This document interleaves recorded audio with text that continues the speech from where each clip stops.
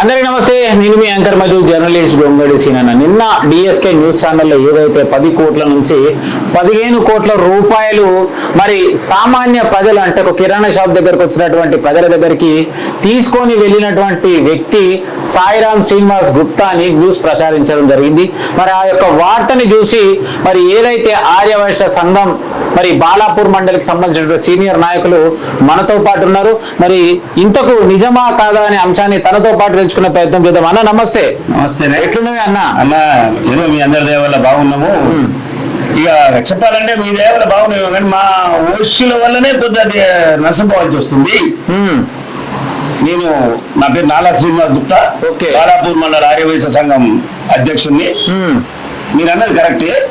ఇక్కడ ఆల్మాస్గూడలో ఒక కిరాణా షాపు పెద్ద ఎత్తున నడిపించిండు ఆయన శ్రీరామ్ శ్రీనివాస్, ఆయన కొడుకు శ్రీరామ్ సాయి. ఆ కుటుంబ సభ్యులతో షాపు పెద్ద ఎత్తున నడిపిస్తుంటే చాలా మంది దుఃఖం బాగా నడుస్తుంది, షాప్ మంచిగా నడుస్తుంది కదా, అందరినీ ఆయన మొత్తం గ్యాంబ్లింగ్ చేసి మొత్తం ఏమన్నారు టైంకు ఇంట్రెస్ట్ ఇవ్వడము, పెద్ద ఎత్తున చేతిలో బంగారం పెట్టుకోవడము, పెట్టుకోవడము, బిల్డప్ లెక్క చూపించేవారు కదా, అందరూ నమ్మేశారు.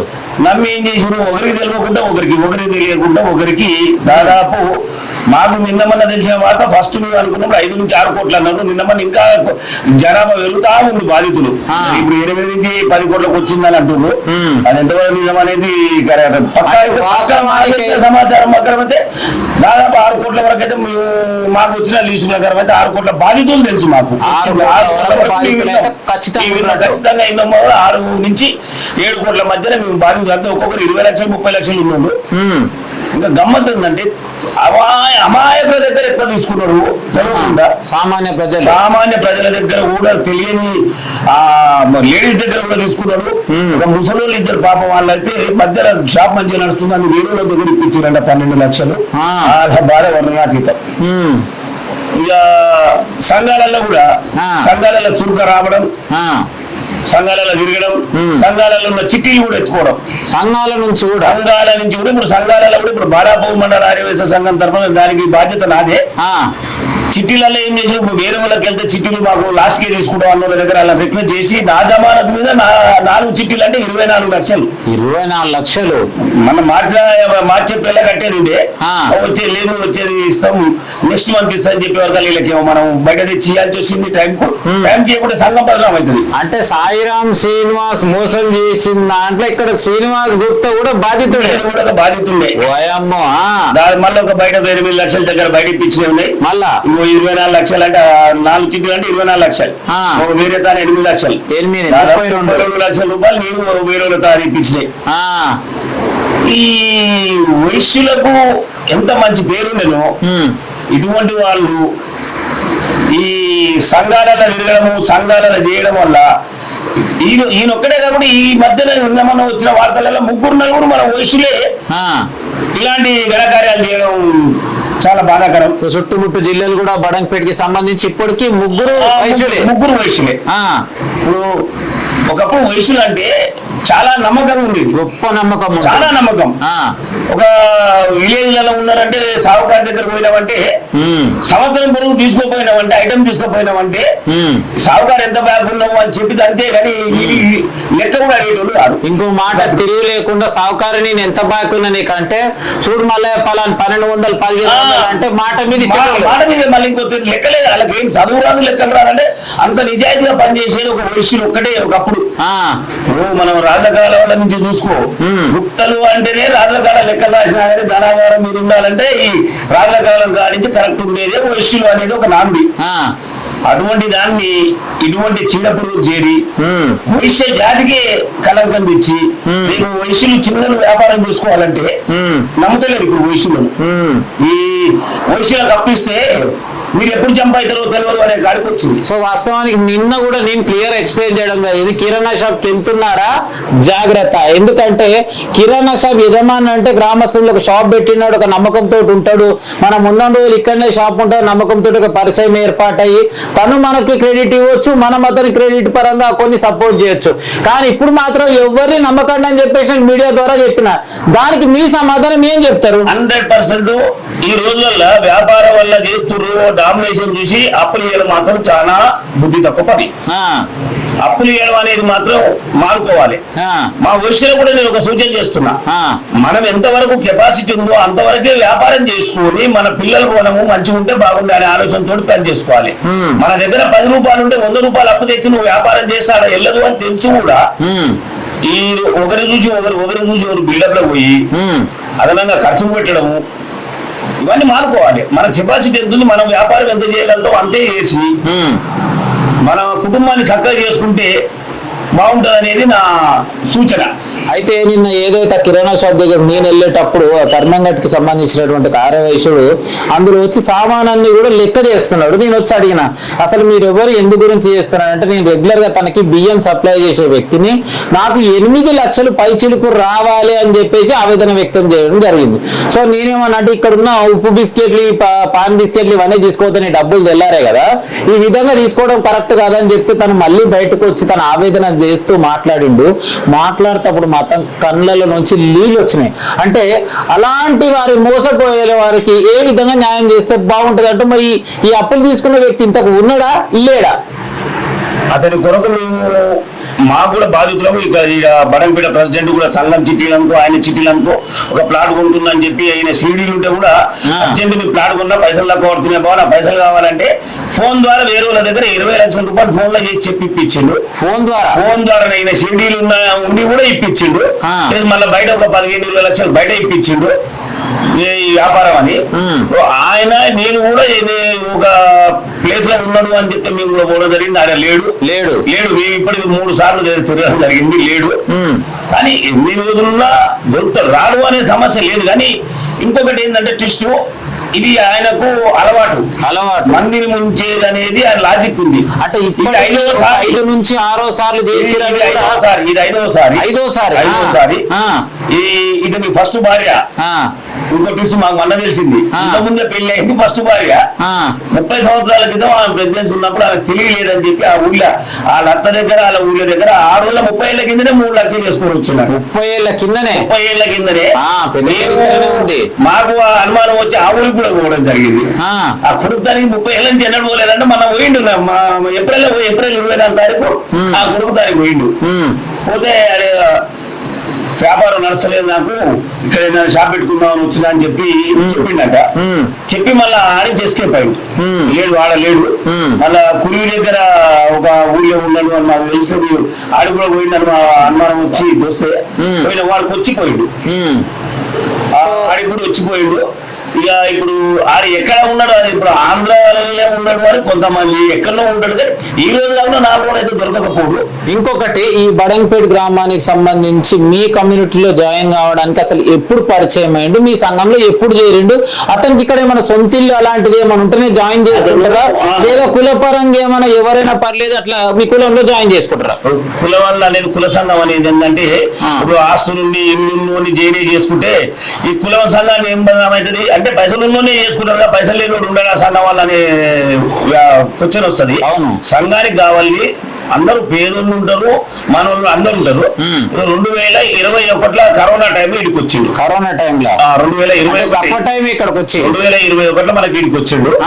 22 వరకు చిన్న షాపులు పెట్టి 22 తర్వాత కొద్దిగా వ్యాపారం పెద్దగా చేసి 23 నుంచి అందరు నమ్మించిండు. ఇక అందరిని నమ్మించి ఈడ చిట్టీలు ఎవరేస్తారు, చిట్టీలు వేసే క్యాండిడేట్ మంచి వాళ్ళు ఎవరు ఉన్నారు అన్ని మొత్తం గెచ్చేసి ఆ చిట్టీలు వేసి, చిట్టీలో చాలా మంది ఉన్నారు బాధితులు. ఇప్పుడు ప్రైవేట్ గా ఇలా ఎంప్లాయ్మెంట్ లేక మన ఉద్యోగాలు లేక ఏం చేస్తారు, చిన్న కూడా చిన్న బిజినెస్ పెట్టుకోవడం, చిన్న చిట్టి వ్యాపారం చేసుకోవడము, ఏదో చిన్న చిట్టీలు ఒక 5 లక్షల చిట్టీలు చేస్తారు, నెలకు 20,000 జీతం పడుతుంది అన్న ఉద్దేశంతో మా వైశ్య కమ్యూనిటీలో ఓసీ అనే వర్గాలకు ఉద్యోగాలు లేక చిన్న వ్యాపారం పెట్టుకొని ఇటువంటి చేసిన చాలా మంది ఉన్నారు. అటువంటి దగ్గర చిన్న కాడించి 1 లక్ష కాడించి 20,000 ఇచ్చి 30 లక్షల వరకు ఒక్కొక్కరి దగ్గర తీసుకోవడం జరిగింది.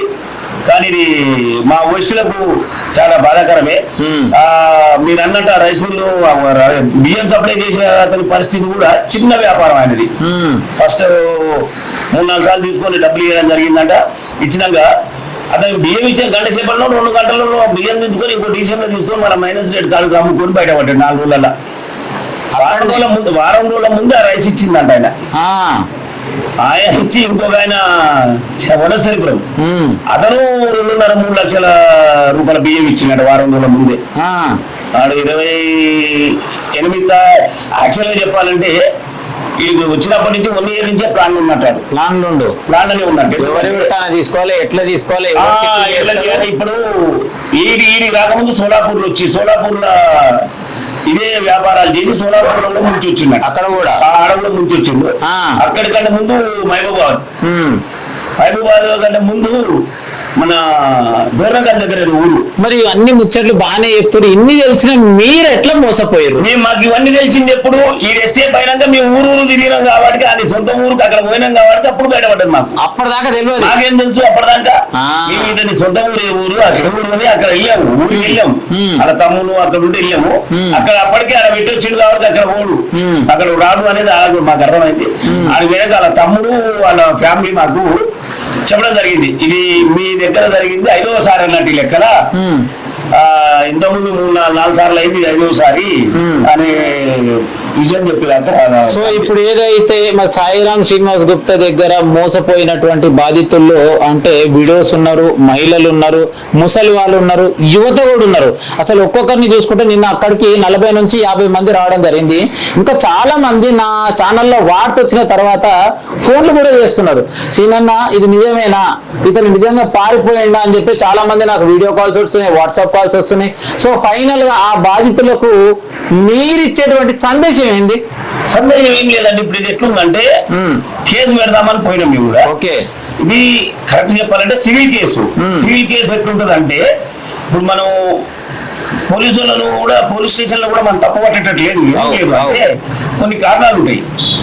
ఇప్పుడు సిఐ మాకు గైడ్ లైన్స్ ఇచ్చింది కూడా కరెక్టే అనిపిస్తుంది. ఎందుకంటే మేము ఒక చిట్టీలు చేసినాం, సంఘం చిట్టీలు చేసినాం. లీగల్ గా పోవాలంటే సంఘంలో చిట్టీలు చేయాలంటే నీకు సర్టిఫికేట్ లైసెన్స్ ఉండాలి. అవును, లైసెన్స్ ఉందా మనకు? లేదు. ఇది సంఘం నుంచి ఎందుకు చేసి మనం సంఘంలో ఒక 5 లక్షల చిట్టి చేస్తే వచ్చే కమిషన్ తోటి మన కమ్యూనిటీ కులాన్ని అభివృద్ధి చేయడము, పేదవాళ్ళకి ఏమైనా ఫీజులు కట్టడము, ఎవరైనా చనిపోతే వాళ్ళకి హెల్పింగ్ చేయడము, ఎక్కడైనా మంచి దేవాలయాలు నిర్మించుకునే అవకాశం ఉంటే ఎటువంటి దానికి అక్కడ వస్తారన్న ఉద్దేశంతో తీసుకున్నాం. అటువంటి దాన్ని మనం ఏ విధంగా పోతాం? కేసు సివిల్ కేసు ఎట్లుంటది, చెక్ బౌన్స్ చేసి చెక్ బౌన్స్ అయితే కోర్టు నుంచి పిఎస్కి వస్తుంది, అప్పుడు వాళ్ళు చర్య తీసుకుంటారు. ఇంకోటి ఎన్నో కారణాలు. ఇవాళ చట్టం ఏం చెప్తుంది? చట్టము కరెక్ట్ చెప్పాలంటే చట్టం కరెక్ట్ లేనట్టే లెక్క. మంచోళ్ళ కంటే లంకకి ఎక్కువ సహకారం ఉంది. ఇది ఐపీ పెట్టిందంటే ఆయన దగ్గర పోయి మనం అడుగు పైసలు అడగడానికి అధికారమే లేదు, అడిగే బాధ్యతనే లేదా. వాస్తవానికి ఒక రోజు చూసుకున్నట్టయితే ఏదన్నా పేద కోటైనా కాపాత వచ్చిందంటే కూడా నమ్మే పరిస్థితి లేకుండా అయిపోయింది. ఇప్పుడు మాకు మొన్న ఒక క్యాండిడేట్ అన్న నాకు వ్యాపారానికి డబ్బులు కావాలంటే దాదాపు ఇప్పుడు రెడ్డిస్ కానీ వేరే వాళ్ళని ఇది వరకు అడగంగా ఇచ్చేది. ఇవాళ మనకు పైసలు కావాలంటే మీ కోమటోలో తప్ప ఎవరికైనా అప్పులు ఇస్తా కానీ మీ వయసులకు అప్పు ఇవ్వదలుచుకోలేదని ముఖం పట్టుకొని చెప్పిండట. అంటే ఎంత కానీ తీసుకొచ్చి చూడు మన వయసులు. అంటే మన వయసులకు మొదలే వ్యాపారాలు దెబ్బతిన్నాయి. ఈ ఆన్లైన్ బిజినెస్ రావడము, కార్పొరేటివ్ సంస్థలు రావడము, చిన్న చిన్న దుకాణాలు, కిరాణాలు అసలు నడవకుంటాయి. ఆ పరిస్థితి అగమ్య గోచరంగా ఉంది. ఏది కావాలన్నా కూడా ఆన్లైన్ అయిపోయింది. చిన్న చిన్న వ్యాపారస్తులు మేము చూస్తున్నాం కదా, చాలా అగమ్య గోచరంగా ఉంది. ఇలా పరిస్థితి ఏంది అని అంటే ఈ రోజు వ్యాపారం చేసుకుందామంటే దుకాణాల సామాన్ కూడా నమ్మేటట్లేదు కదా. వేరే వాళ్ళు బయట హోల్సేల్ షాప్ లో సామాన్ తెచ్చుకుందామంటే కూడా నమ్మే పరిస్థితి లేకుండా చేసి ఇటువంటి వాళ్ళు. ఇది ఎలాగైనా మళ్ళా పిఎస్ కేసు పెట్టాలన్నా ఏం పెట్టాలనేది తెలుసుకొని ఆరోగ్యంలో వారు తెలుసుకొని దాన్ని ఏం చేయాలని అతను దొరికితే మాత్రం సమన్యాయం చేయాల్సిందే. షాపు వాస్తవానికి ఇన్ని డబ్బులు ఏదైతే ఉన్నదో వాస్తవానికి అయితే నిన్న అక్కడ ఉన్న వాళ్ళు 10 నుంచి 15 కోట్లని కొందరు చెప్పారు, మీరు మాత్రం 6 నుంచి 7 కోట్ల వరకు అంటున్నారు. సో ఏదైతే ఈ 6 నుంచి 7 కోట్లు ఈ డబ్బులు ఏం చేయొచ్చు అంటారు మీరు? మాకు తెలిసినంత వరకు వాళ్ళ దగ్గర లాస్ కాలేదండి. వ్యాపారం వల్ల లాస్ అయితే కాలేదు. ఎందుకు వ్యాపారం వల్ల లాస్ వచ్చింది? ఆయన 2021 అంటే 5 సంవత్సరాలు. అవును, 5 సంవత్సరం దాకా షాప్ చిన్న నడిపించుకున్నాడు. తర్వాత ఆయన షాప్ మంచిగానే నడిపించుకుంటే 60-70 లక్షల పెట్టుబడి పెట్టి షాప్ పెట్టించుకుండు. షాప్ మంచిగా రన్నింగ్ చేసుకుండు. అలానే ఫైనాన్స్ ఇచ్చుకుండు. ఫైనాన్స్ ఇలా మన దగ్గర తీసుకున్నది 2 రూపాయల వడ్డీ తీసుకుంటే నువ్వు ఫైనాన్స్ ఇస్తే నీకు 6-7 రూపాయల వడ్డీకే ఇచ్చినావు కదా. ఇవాళ ఫైనాన్స్ లలో నీకు ఎవరు బాకీ లేదని మాకు వార్త వచ్చింది. ఎవరు ఏమో 1 లక్షలు 2 లక్షలు బాకీ ఉన్నది. మొత్తం కలిసి నాకు 5 లక్షలు బాకీ లేరు. ఇలా మొత్తం కలిసి కూడా ఆయనకు 5 లక్షలు బాకీ లేరు. అంటే ఆయన ఇతరులకు ఇచ్చినటువంటి డబ్బులు తక్కువగా ఉన్నాయి, ఈయన ఇచ్చేది తక్కువ ఉన్నాయి. ఈయనకు వచ్చేది మొత్తం కలిసి కూడా ఫైనాన్స్ కూడా 1 year నుంచి ఆపి మొత్తం వసూలు చేసిండట. ఫైనాన్స్ కూడా ముందు జాగ్రత్తగా పోయిన సంవత్సరం ఆపి మొత్తం కలెక్షన్ చేసి ఫైనాన్స్ చేయడం బంద్ చేసి మొత్తం మీద ఎన్నో ఒక ప్రాపర్టీ కొనిపెట్టినంటావు. అతని దగ్గర ప్రాపర్టీలన్నా కొనిపెట్టాలి, క్యాష్ అన్న ఉండాలి. దాదాపు ఆయన దగ్గర 4-5 కోట్ల రూపాయలు ఇది ఎక్కడ పోతాయి డబ్బులు, ఎక్కడ వాస్తవానికి నిన్న అతన్ని ఇక్కడ తీసుకొచ్చినటువంటి తన సడ్డకుడు శ్రీనివాస్ అని ఇంకో వ్యక్తి సో మీడియా ముందుకు వచ్చి మాట్లాడడం జరిగింది.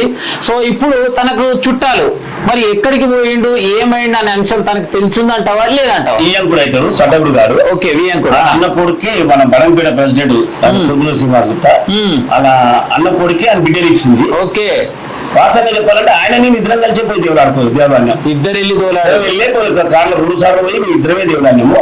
డిఎస్ పోయినప్పుడు కూడా ఇద్దరమే పోయినాము. సాయం చేసిన పాపాన్ని కర్మం చుట్టుకుని ఇప్పుడు మేము తిరగాల్సి వస్తుంది. మనం మళ్ళా సెంట్రల్ క్రైమ్ లో కూడా ఇస్తే కూడా మేము ఇద్దరం కలిసి పోయినాము. ఆ క్రైమ్ లో కూడా ఇదే సివిల్ కేసు ఇది.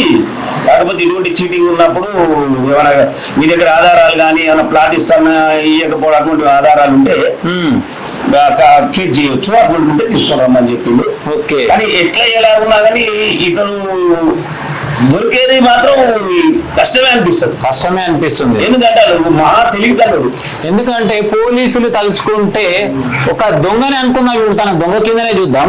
ఏదైనా ఒక దొంగతనం చేసి పారిపోతే వ్యక్తి 24 గంటలు 2 రోజులలో పట్టుకుంటారు కదా. మరి ఇలాగే ఈ వ్యక్తిని కూడా పట్టుకొని ఈ మునిగిపోయిన ప్రజలకు న్యాయం చేస్తే బాగుంటుందని మన నీరు కోరుకుంటున్నాం. మీరేమంటారు? అదే అడిగాము మన సిఐసార్ కూడా అడిగితే ఇది సివిల్ మ్యాటర్, కేసు ఏమని పెట్టాలి చెప్పండి మీరే అన్నాడు. సివిల్ మీరు చెక్ బౌన్ చేయండి, చెక్ బౌన్ చేస్తే కోర్టుకు వేస్తుంది, కోర్టు నుంచి మాకు వస్తుంది, మేము అప్పుడు ఫర్దర్ చర్య తీసుకోవాల్సి వస్తుంది, మేము వెతకాల్సి వస్తుంది. సో మొత్తం మీద అప్పులు ఇచ్చే రైట్స్ ప్రజలకు లేవంటావు? అప్పులు ఇచ్చే రైట్స్ ప్రజలకు కాదు, ఇచ్చినా మళ్ళీ వసూలు చేసే రైట్స్ లేవాను. ఇచ్చే రైట్స్ ఉన్నాయి, వసూలు చేసే రైట్స్ లేవు. ఓకే, అంతే కదా, లీగల్ గా కూడా ఇప్పుడు అంతే కదా. సో ఏదేమైనా కూడా శ్రీనివాస్ గుప్తా తరఫు నుంచి రంగారెడ్డి జిల్లా కాదు మహేశ్వరం నియోజకవర్గంలో 6వ వయసులకు అందరూ కూడా మచ్చొచ్చిందని కూడా ఖచ్చితంగా చెప్పొచ్చు అంటావు? 100%. ఇది మా వైశ్య జాతికే పెద్ద కలంకం తెచ్చిన దుర్మార్గుడు. ఇవాళ మన రంగారెడ్డి జిల్లాలో బాలాపూర్ మండలం అంటే వైశ్య జాతికి మంచి పేరున్నది. మాకు తెలంగాణలో బాలాపూర్ అంటేనే మా సంఘం వాళ్ళకి గుర్తింపు. అలా రంగారెడ్డి జిల్లాలో పెద్ద తలకాయ అంటే సంఘానికి మా బాలాపూర్ మండలం. అటువంటి సంఘం వల్ల మాకు ఇటువంటి కలంకం తెచ్చిన ప్రభుత్వుడు ఏం చేయాలో మాకు అది చెప్పాలంటేనే అర్థమవుతుంది. అటువంటి దుర్మార్గులు తయారయ్యారు మా కమ్యూనిటీలో.